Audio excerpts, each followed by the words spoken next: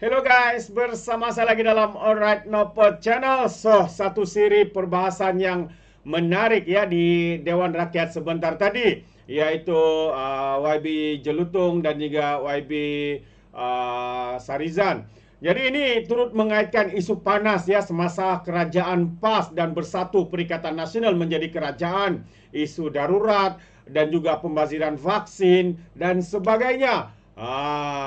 Dengan itu berdirilah ahli Parlimen Pendang cuba untuk memprovokasi dan sebagainya. Jadi sahabat semua, menarik untuk kita tonton bersama apa yang berlaku ya sebentar tadi di Dewan Rakyat ini. Jadi tanpa buang masa, ayo kita tonton bersama video ini. Terima kasih Timbalan Speaker.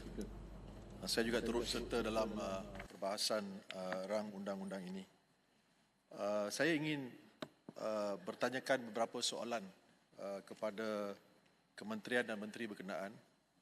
Kita mendapati bahawa wabak COVID ini masih lagi berleluasa di negara kita dan ada ramai lagi yang masih daripada masa ke semasa, terutamanya warga emas yang menghadapi masalah kesihatan yang menjadi mangsa kepada penyakit COVID.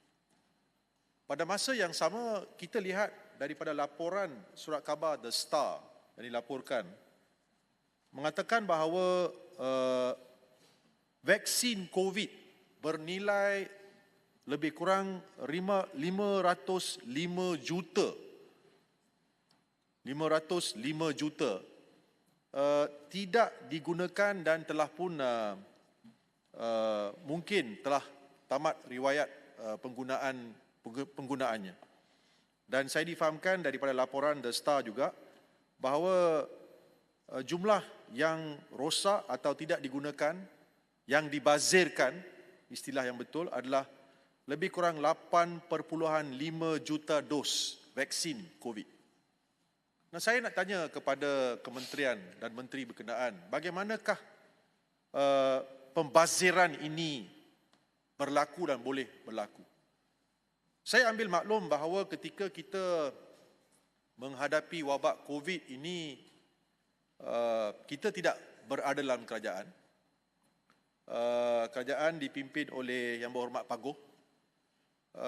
Dan saya ingin tanya, bagaimanakah cara pemerolehan itu dibuat? Dan kenapa tidak kementerian sekarang, yang ada sekarang, cuba untuk memperpahalusi dan melihat kepada bekalan vaksin yang ada untuk melihat kalau ada daripada vaksin-vaksin ini yang masih boleh diselamatkan dan digunakan sama ada oleh rakyat kita ataupun boleh dihantar ke negara-negara lain yang mungkin tidak mempunyai kewangan yang kukuh seperti Malaysia untuk membantu mereka. Umpamanya di negara seperti Myanmar, Bangladesh dan sebagainya. Nah, saya tanya soal ini kerana pada suatu masa yang dahulu kita lihat vaksin COVID atau vaksin untuk COVID-19 ini adalah sesuatu yang wajib, wajar diambil. Pada masa sekarang, saranan adalah masih lagi untuk mengambil vaksin ini, tetapi persoalannya adalah bagaimanakah kita boleh membazirkan vaksin yang masih ada dalam milikan bekalan Kementerian Kesihatan. Kerana jumlah yang mencecah 505 juta ini adalah jumlah yang begitu banyak sekali. Dan soalan saya adalah kenapakah tidak ada sebarang tindakan diambil oleh kementerian untuk kita menyelamatkan vaksin-vaksin ini, sama ada dos pertama, dos kedua atau dos ketiga, kinabatangan. Ya, Berhormat. Silakan.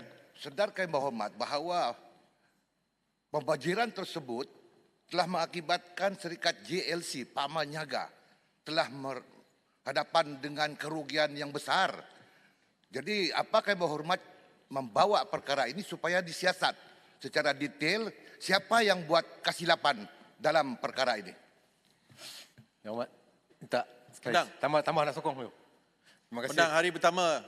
Okey, kita berkawan semulalah, saya benarkan. Terima kasih. Jelutung, terima kasih poin-poin yang diketua. Saya setuju bila sebut pembaziran. Bila kita sebut pembaziran, satu tata kelola yang tidak mengikut prosedur. Jadi saya harap saya boleh cadangkan kepada Yang Berhormat Jelutong yang sekarang jadi kerajaan supaya buat report. Buat report polis ataupun SPRM untuk mereka menjalankan siasatan. Sekiranya berlaku salah takbir urus ataupun pembaziran ini, maka boleh dibuat tangkapan daripada sekarang kerana mereka telah melakukan satu pembaziran. Itu yang pertama. Yang keduanya, saya nak tanya juga, mana lebih penting di antara nyawa dengan duit yang kita belanjakan untuk menyelamatkan nyawa ni, mana lebih penting antara dua ni? Terima kasih. Terima kasih sahabat saya Pedang. Kita hari pertama kita jalan, kita jaga ukhuwah. Okey, jaga ukhuwah. Okey. Kita walaupun berbeza berpendapat tapi kita menyumbang kepada perkara yang penting. Itu persoalan saya, Timbalan Speaker. Kerana jumlah yang dinyatakan oleh laporan The Star ini amat memeranjatkan. 505 juta ringgit vaksin yang telah pun dibazirkan. Persoalan saya, kenapa tidak digunakan? Dan dalam saat-saat terakhir saya ingin membawa kepada Dewan Yang Mulia ini satu lagi perkara, iaitu pendakwaan di bawah Seksyen 9. Tiada pendakwaan bagi atau berhubung dengan apa-apa kesalahan di bawah akta ini atau mana-mana peraturan yang dibuat di bawah akta ini boleh dimulakan kecuali atau dengan keizinan bertulis pendakwa raya. Cuma, Timbalan Speaker, saranan saya ketika kita menghadapi wabak COVID, kita lihat bahawa rakyat jelata di luar sana yang tidak mematuhi PKP, PKPP, macam-macam PPP dikenakan oleh Paguh. Rakyat di luar sana ditangkap, diheret ke mahkamah dan dituduh. Kita terperanjat apabila Timbalan Speaker Dewan Rakyat, bukan Timbalan Speaker sekarang lah, Timbalan Speaker Dewan Rakyat, Ahli Parlimen Batu Pahat ketika itu, Datuk Rashid Hasnon, sibuk berpesta makan durian, tidak diambil tindakan. So kita nak pastikan, saranan saya Jelutong adalah kalau kita nak mengambil tindakan, ia adalah sepatutnya sama rata supaya semua tidak kita memberikan layanan istimewa kepada di antara dua darjat. So itu adalah permintaan saya dan saya menyokong penuh rang undang-undang ini yang dibentangkan. Terima kasih, Timbalan Speaker. Terima kasih Yang Berhormat Jelutong. Saya bagi pembahas terakhir Yang Berhormat Bangi. Terima kasih Puan Yang Dipertua. Terima kasih kerana memberi peluang kepada saya untuk membahaskan rang undang-undang ini. It's good to be back, Puan Speaker. Akta 342, Puan Speaker, sebelum ini dipinda melalui ordinan darurat pencegahan dan pengawalan penyakit berjangkit pindaan 2021. Dan pada ketika itu, darurat telah diisytiharkan dan parlimen ini, Dewan ini telah digantung.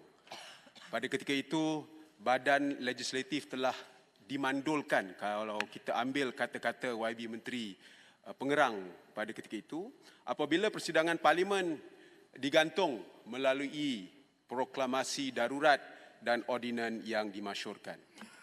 Pada ketika itu, Puan Speaker, pindaan yang dibuat melalui ordinan tersebut dikritik hebat dan telah mengakibatkan ketidakadilan yang berlaku di seluruh negara yang kita dah dengar pada hari ini juga daripada perbahasan rakan-rakan saya di sini. Dan ini menunjukkan, Puan Speaker, bahawa apabila ada undang-undang yang dibuat tanpa melalui Dewan ini, tanpa melalui Dewan Yang Mulia ini, tanpa semak dan imbang, ia seperti memberikan satu dengan izin blank check kepada pihak eksekutif untuk berbuat apa saja. Dan sudah terbukti, Puan Speaker, bahawa undang-undang yang dibuat melalui ordinan darurat seperti ini akan penuh dengan cacat dan celah. Ordinan ini kita tahu telah diungkai apabila darurat berakhir.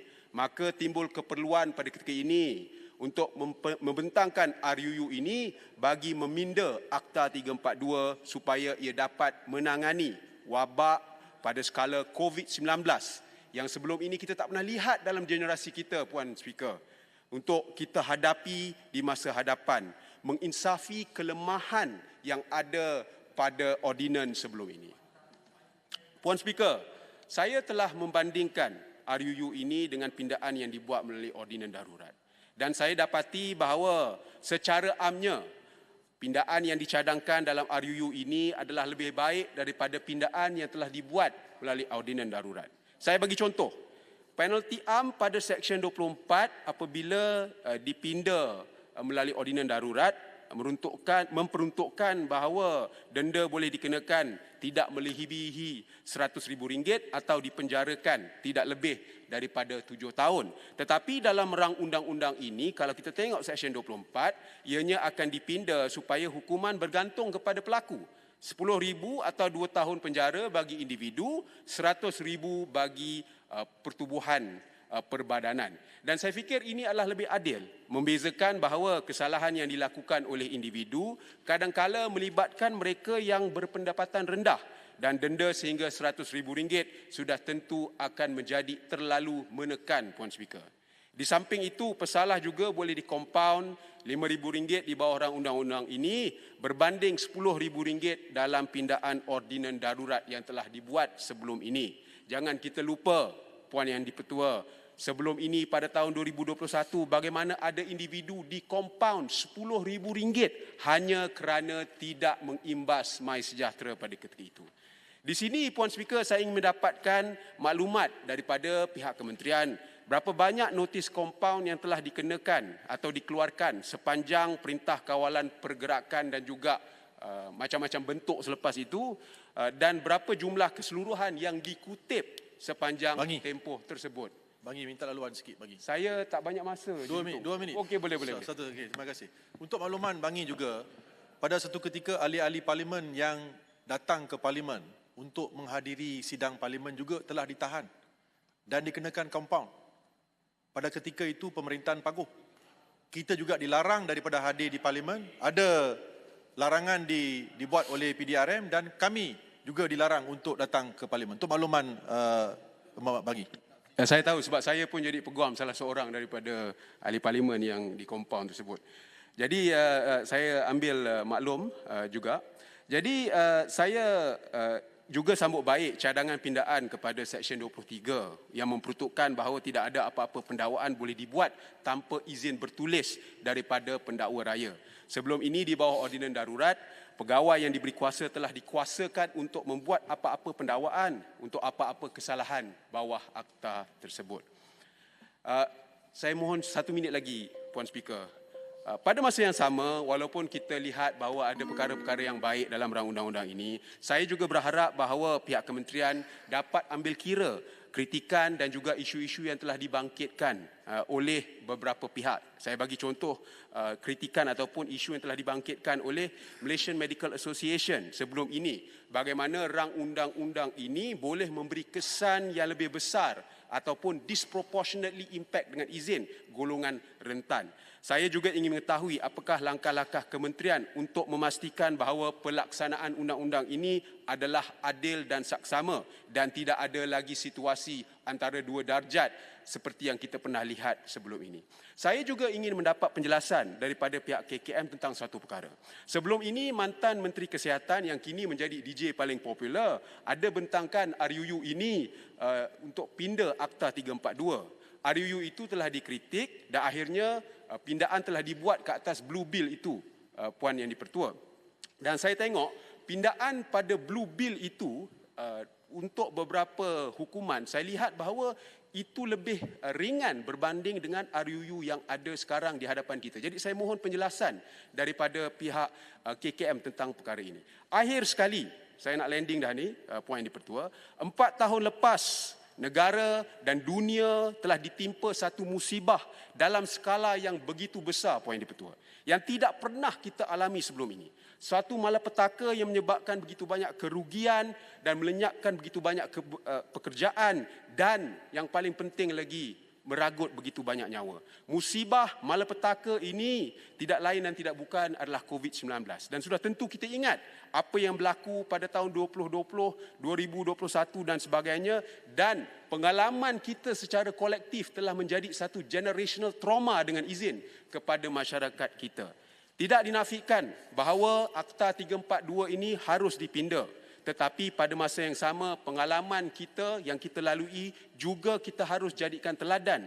Kita tak boleh, Puan Yang Dipertua, selepas ini, jangan ada lagi situasi yang mana Dewan Yang Mulia ini digantung. Jangan ada lagi situasi seperti ini supaya kita bila nak keluarkan satu undang-undang yang terpakai ke seluruh rakyat, kita kena pastikan proses itu perlu diperhalusi melalui ahli-ahli parlimen yang ada di sini yang menjalankan tanggungjawab mereka. Dengan itu, Puan Yang di-Pertua, never again dengan izin kita harus menghadapi satu situasi yang mana parlimen digantung. Akhir sekali Puan Yang di-Pertua, saya berharap perkara-perkara yang saya telah bangkitkan sebelum ini dapat dijawab oleh pihak kementerian dan Bangi mohon menyokong. Sekian, terima kasih. Terima kasih Yang Berhormat Bani. Sekarang saya Terbaik sahabat-sahabat semua. Itu dia satu perbahasan yang saya pilih ya, antara perbahasan yang terbaik ya daripada YB Jelutong dan juga YB Johan ya. Apabila ya satu ketika dahulu ketika PAS dan Bersatu menjadi kerajaan, ketika itulah ya kerajaan kita berada dalam keadaan kegelapan. Ya, apabila parlimen digantung, lepas tu sembrono sembarangan ya, mereka menggunakan duit kerajaan, duit rakyat, dan akhirnya selepas itu satu demi satu perkara skandal kes, iaitu seperti kes Jana Wibawa, membabitkan Muhyiddin Yassin, membabitkan pimpinan-pimpinan Bersatu ya sekarang ini dalam pendakwaan dan sebagainya. Jadi kita harap perkara seperti ini tidak akan berulang lagi supaya wang rakyat ini digunakan sebaik mungkin ya untuk negara dan untuk rakyat. Jadi itu sedikit pandangan daripada saya. Bagaimana dengan anda sahabat semua? Anda berikan komennya di dalam ruangan komen. Jadi terima kasih, izinkan saya untuk mengundurkan diri. Dan seperti biasa, peribahasa mengatakan tapak pengkangkap 2 ton keinginan. Dalam bahasa Melayunya, tepuk dada, tanya selera. Sekian je daripada Alright Nampak Channel. Saya kita berjumpa lagi. Bye-bye.